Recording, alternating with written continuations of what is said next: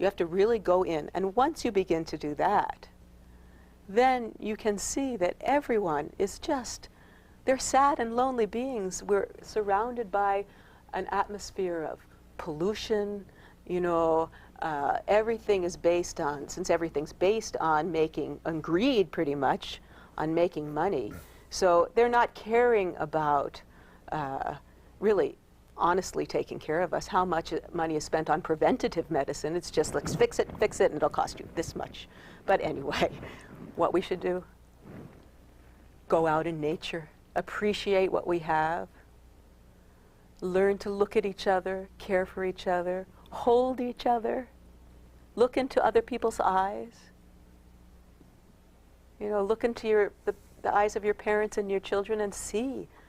We're all longing. The feminine has been gone from this planet to a great extent for a very long time. A friend who's a healer told me that these days people come to her and all they want is for her to hold them and rock them and let them cry, because we're so lost, we're so disconnected and alienated. And so it's time to come back together and realize who we are. We are extraordinary spiritual beings in material bodies, and begin to, you know, to lift the veil of all of this modern culture and see the amazing beings that we truly are. So what you're suggesting is that culturally we're spiritually corrupt, and in order to cure this spiritual corruption we need to look individually within each other, heal our own spirituality, and then reconnect or connect with community in a new way. Without other people's voices. How many, I ask people, you know, how many of your thoughts are your own? Really your own? How many are your own thoughts? Yeah. How many are your own? You know, what is yours? Go deep. Look. Where were these influences? Watch a TV program. What are they saying to you? What are they trying to do? You know? Now, you're not suggesting, for instance, that people just look within themselves and close out everything. What you're not saying at all.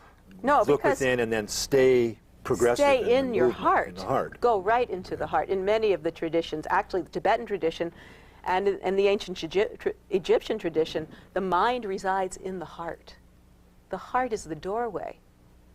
You know, so instead of looking, you know, from a mental, judgmental, threatened position, look, open your eyes.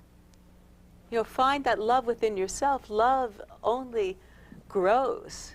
Light grows, you know. And like, look at your family, your mother, and see how they're longing.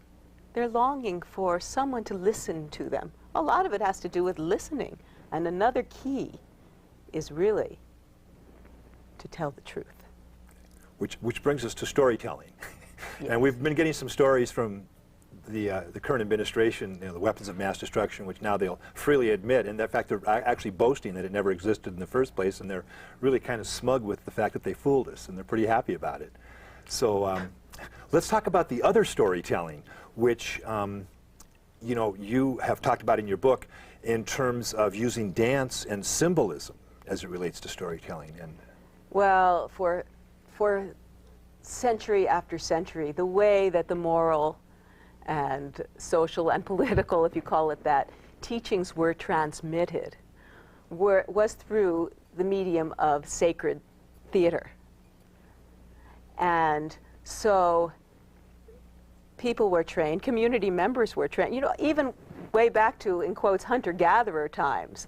They would go out and they'd reenact the story of the hunt, and everyone would be involved in it, and they would have all these parts. It developed, you know, in the time of the temples into an amazing transmission of knowledge.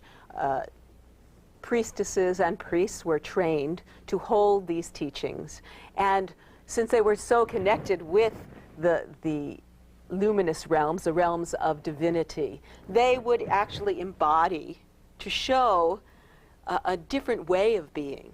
Because from this perspective, we are all divinity, we were divinity, we came from divinity, and it was to keep us connected with this heritage. And so the ways of the feminine, the ways of gesture, the ways of posture, and each posture had, like, for example, in this posture of the goddess, this one she's saying, do not fear. And this one she's offering blessings. These were, and then the power of sound. Sound, until somewhere in the Middle Ages, it was said that all sound was sacred. Every word, you know, like in the beginning was the word. Well, every word was sacred. And the words, like if you've heard of mantras, these were sacred sounds that had vibrational qualities that would attune us to these larger dimensions beyond the veil. And so these teachings were always a part of women's rights, too. Rights, R-I-T-E-S. Because women were so much holders of rites of passage in particular. And the priestesses, you know, these women in the temples, they would learn the art of healing.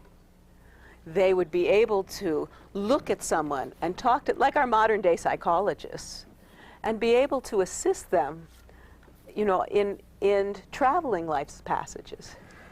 Sharron, I hate to stop this. This is really good. Well, we have a minute left, and I want to let our viewers know where you'll be and where they can hear more of this, more about the book. We didn't even hardly touch on it. She has lots more to say. Sharron Rose, president of Sacred Mysteries Productions, and you'll be appearing tomorrow night at East West Books. And then Saturday, I'm going to tell some stories in the ancient way and speak about these issues again, and want to hear what people have to say, actually. And then on Saturday, I'm doing an experiential workshop in which we get to go back into these times of the temples and interact with each other and learn the ways of love, the ways of women, the ways of the goddess, the ways of power and sensuality and compassion, true compassion. Very good. So you're saying tradition and ritual should reconnect us to... Yes. Okay, we're going to wrap this up then. So tomorrow night, 7:30, East West Books here on Roosevelt and 65th, and then Saturday, 12 to 4, same place? Yes. Okay. Thanks for being with us tonight. Our show was Women's Rights Rights, R-I-G-H-T-S versus R-I-T-E-S. Sharron Rose is our guest. Thanks again, Sharron, and You're welcome. tune in. Thanks, Sharron. America is essentially a dream.